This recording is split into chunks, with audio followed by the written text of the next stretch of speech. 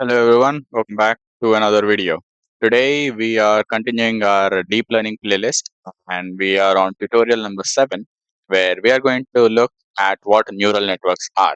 So in this video you'll have a basic understanding of neural networks are, and in the next video we'll cover more about how neural networks work, what is the structure behind them, and so on. Today we'll just know about the intuition, or you can say the introduction to neural networks, and in the next video we'll continue. So if you guys have been enjoying this series so far, make sure you go smash that like button and subscribe to my YouTube channel. A lot of videos are coming very soon. And so yeah, without any further ado, I think let's just get started. So today the main question we're going to be tackling is, what are neural networks? What exactly do we mean by neural networks? So we'll just break down the word very easily and we'll take a look at what they are. So neural networks, you can break it down into two words. Neural, which has something to do with neurons, right? It sounds something to do with neurons. And network, you can think of them as a group of something. So neuron, what is a neuron? Neuron is biological cell in your human brain. So a group of these neurons will help your brain to function as it is. So that is a neuron. You can think that you can say that this is somehow related to a neuron. We still didn't make the connection of how it is related to the neuron, but neuron is something. When you think about neuron, this is something which will come into your brain. Now, the next one is network. Network is a group of something. Network is a group of interconnected something. So, something which would look like this, right? Something which would have a lot of interconnected something. Now, the network can be a graph, the network can be a tree, anything. Something which is interconnected a lot. Now, if you combine these both words, neuron plus groups, that is basically what neural networks mean. It is a combination of both neurons and networks. So you're having a combination of several neurons connected towards each other. Okay. Now the neuron which they are talking about is not this neuron, not the biological neuron, but the perceptron. The perceptron is also called as a neuron or an artificial neuron. So this kind of, you can see the similarities, right, between the neuron and the perceptron. It has multiple inputs. Maybe these are the inputs and this is the output, something like that. I'm not too good at biology, so don't judge me about what I'm trying to say here. But you see the thing, right? You see that this particular part will be corresponding to something like this, and this particular part will be corresponding to something like this.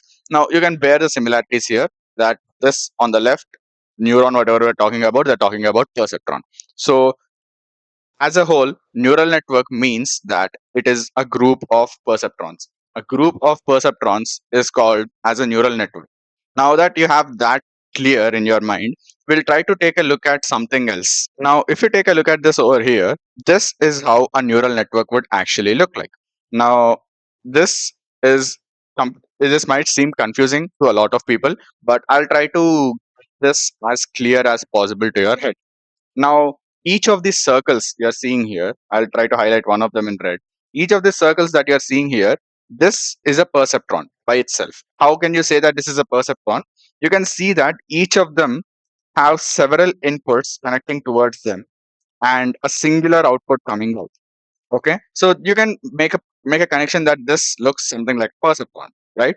And what have we seen in the previous perceptron videos? We've seen that each input will have a corresponding weight, right?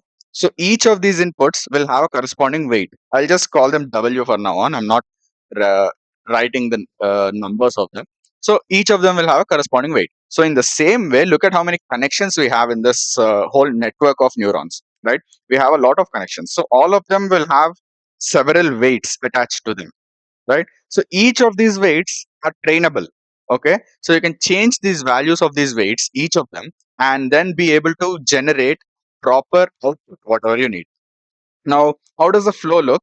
This is called the input layer. Whatever you see on the left, this part is called as the input layer. Now, the input layer, the main job of the input layer is to take input from the user. Okay, so let's say there are 4 inputs the user wants to give, and he wants to predict an output O over here. So the user will give input to the input layer. Now the input layer will pass on that information and do the weighted sum through two neural networks, and once it passes this information to this layer right here, you will be getting two outputs from it. Okay, and these two outputs will be passed on to this layer through some weights, and then through that you'll be getting a singular output back. Now this will be your final output. So this is basically how the neural network will work, like on a very higher level. You can see that each layer is propagating the input value forward one after the other. So that is why this neural network is also called as feed forward neural network. You call it feed forward neural network because you're feeding the input one after the other in the forward direction to a different layer. Now finally you will get the output back. But there is a different kind of neural network which is also called as feed backward neural network.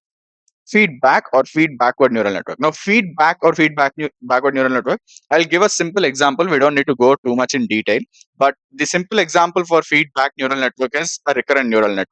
Again, you'll learn more about types of neural networks later on in the series. But for now, I want you guys to know what both of them have, what both of them mean. Now, so yeah, this is called the neural network. This is basically how the neural network actually looks like. This is what neural network is performing. So again, to just summarize, there will be multiple inputs for the neural networks. These multiple inputs will have corresponding weights with the connections to other layers, and these the information whatever we pass in through the input layer will be passed through several hidden layers in the middle, and whatever the output the user wants, we can generate the output. Now I'll take an example and tell you guys how you can construct your own neural network.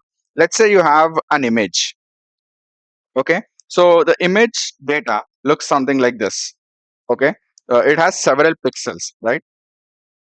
So let's say we have how many pixels is this? 5 pixels wide. This is 5 pixels wide, and this is 4 pixels wide. Okay, so now we have total of 20 pixels in this image. Okay, let's say this image will show whether an image which is provided is a cat or a dog or a rat. Three of these. How do you make sure that you train a neural network to identify, given an input image, the output is either cat, dog, or a rat? Now we'll just take this one by step slowly. So images, there are several types of images. I'll just take an example. So we'll just assume that this image is a grayscale image. Okay, and in grayscale images, usually each pixel value will be between 0 to 255, and that will denote the intensity of that pixel. So 0 being white, 255 being black. Now just keep this in mind while we're trying to do this. So how many values do we have? We have 20 different values, right? So each of these pixels value, I'll try to give it as an input to my neural network. So since we have 20 pixels, our input layer will be made of 20 neurons, 20 perceptrons. Okay, I'm not drawing all of them, I'm just drawing a few of them. So this would be your input layer, which will have 20 inputs. Okay, now how many outputs do you want the neural network to have?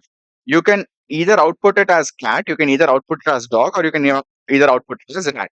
But instead of outputting three different values, as instead of outputting a single value which will tell me if either if it is a cat or is it a dog or is it a rat, maybe I can try to get three outputs out of neural network which will tell me the percentage probability of a chance that it is a cat, probability of a chance that it is a dog, probability of chance that it is a rat. Why do we need to do this? You can do this just because the reason is you will be able to see what the network has thought that what percentage of the image it looks like a dog, what percentage of image looks like a rat.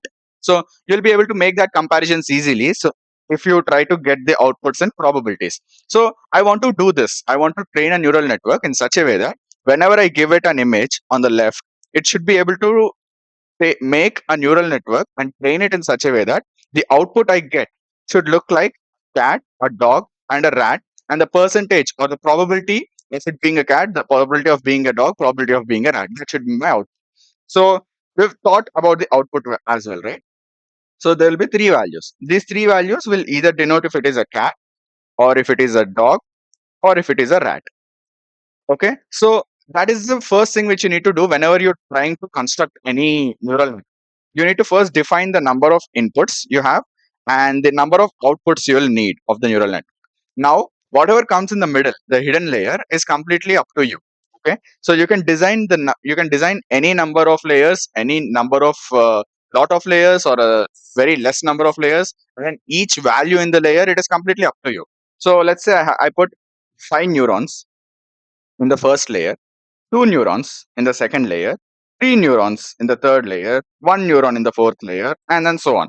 So again, all of these will be interconnected to each other. So I'm not drawing all the connections, but all of them will be interconnected to each other, and all of them will be interconnected to the output as well. So this would be some kind of network we have.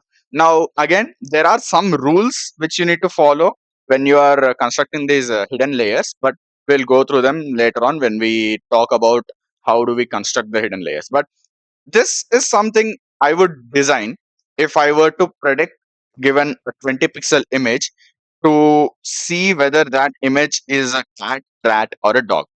So yeah, each of them will have weights. You'll do the training, and then the output will be the percentage chance or the probability that the value is cat, the image is a dog, or image is a cat, or image is a rat. So this is the basic intuition of how the neural network will be, and we'll definitely talk lot about neural networks later on as we keep going. But I think this video serves as a really good starting point for neural networks, because later on a lot of math will be involved in neural networks. But once you understand the structure of the neural network, I think the math will be very easier to understand. So that is where I'm going to leave it for today. If you guys did like this video, make sure you go hit that like button.